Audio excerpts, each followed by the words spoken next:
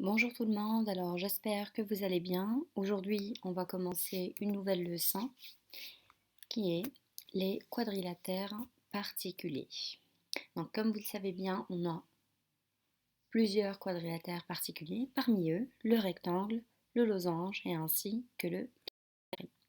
On va commencer aujourd'hui par le rectangle. Qu'est-ce que c'est qu'un rectangle? Un rectangle, c'est une figure comme ce que vous voyez ici. Donc c'est un parallélogramme qui a quatre angles droits. Donc AD est égal à BC et parallèle, DC est égal à AB et parallèle, avec quatre angles droits, donc c'est bien un parallélogramme. Pour ce qu'il en est des propriétés, on va dire qu'un quadrilatère est un rectangle, automatiquement c'est un parallélogramme. Il a toutes les propriétés de ce dernier. Si vous avez au moins trois angles droits, par égalité des angles opposés, la quatrième sera également un angle droit et vous aurez un rectangle. Pour ce qu'il en est maintenant des diagonales, les diagonales du rectangle, elles se coupent également au milieu, vu que c'est un parallélogramme, mais quelque chose de très important, elles sont égales. Voilà. Donc, dernière propriété, si dans un parallélogramme on a au moins un angle droit, c'est un rectangle. Pourquoi? Parce que si on a un angle droit, l'angle qui est opposé est également droit. Les deux autres angles qui restent, ils sont supplémentaires, ils forment 180 degrés et ils sont également égales. Si on les divise par 2, ça va donner 90-90 et on retrouvera 4 angles droits. Un deuxième point maintenant sur le rectangle, c'est bien sûr son axe et son centre de symétrie. Alors le rectangle, il a deux axes de symétrie.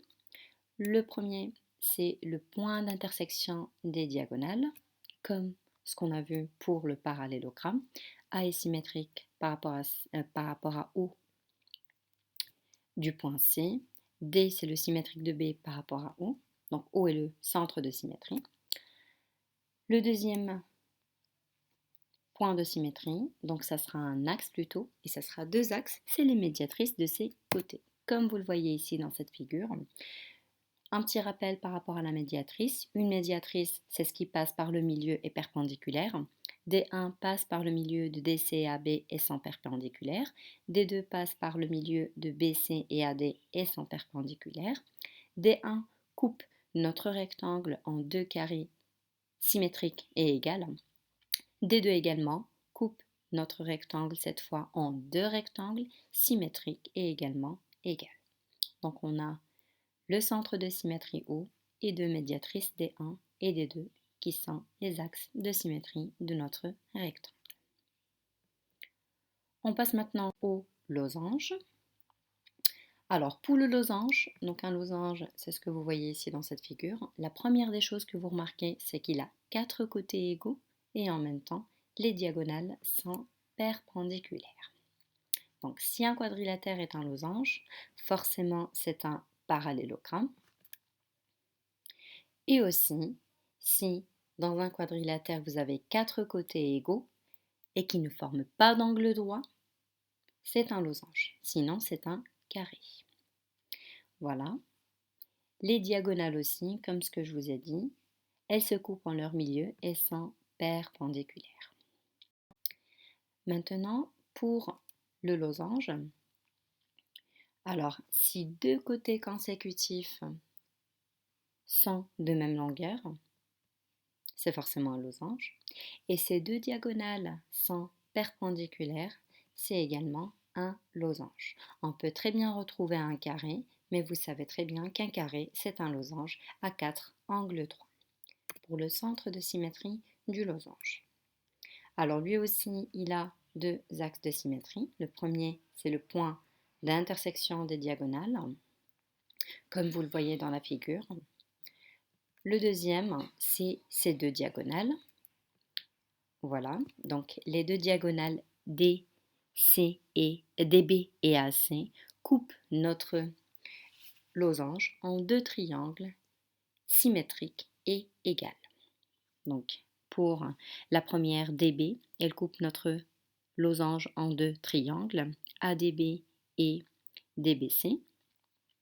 Pour la deuxième diagonale AC, elle coupe notre losange en ADC et ABC, qui sont deux triangles aussi symétriques et égales.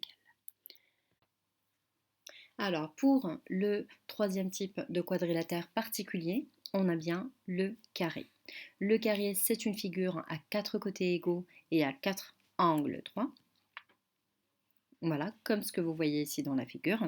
Maintenant, pour les propriétés, si on prend n'importe quel quadrilatère, s'il a les mêmes propriétés d'un rectangle, c'est-à-dire l'égalité des segments opposés également les angles droits, et les mêmes propriétés du losange, l'égalité des 4 côtés, on va dire que c'est un carré.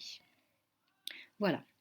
Deuxième propriété, c'est quand on a 3 angles droits et 2 côtés consécutifs de même mesure. Alors, par égalité des angles et des côtés, on en conclura encore une fois que c'est un carré.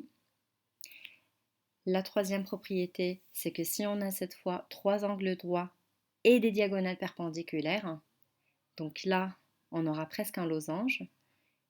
Et comme on aura les diagonales qui seront perpendiculaires et 3 angles de même mesure, on en conclura encore une fois que c'est un carré.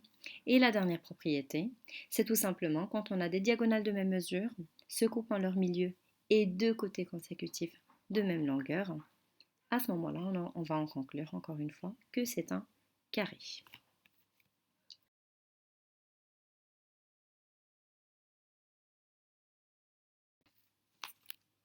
Alors maintenant, pour les propriétés avec le parallélogramme.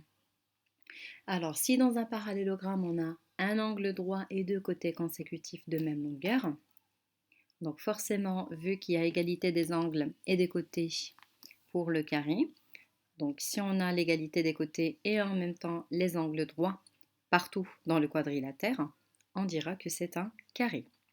Maintenant, si on a un angle droit et des diagonales perpendiculaires, ça sera encore une fois un carré, parce que les diagonales du carré sont perpendiculaires et égales. Ensuite, pour les diagonales qui sont de même mesure et de côtés consécutifs de même longueur dans le parallélogramme, c'est encore une fois un carré.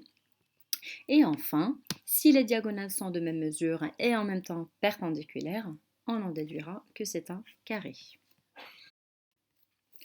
Alors maintenant, on va passer au centre de symétrie du carré. Donc pour le carré, vu qu'en même temps c'est un rectangle et un losange, on va retrouver les axes de symétrie du losange et du rectangle regroupés dans le carré. Donc la première des choses, c'est le point d'intersection des diagonales, comme vous le voyez ici dans la figure. Et le deuxième, ça sera deux axes, les médiatrices des côtés et en même temps les diagonales. Donc les axes de symétrie seront ceux du rectangle et en même temps ceux du losange, comme ce que vous voyez ici dans la figure. Voilà pour la leçon des quadrilatères particuliers.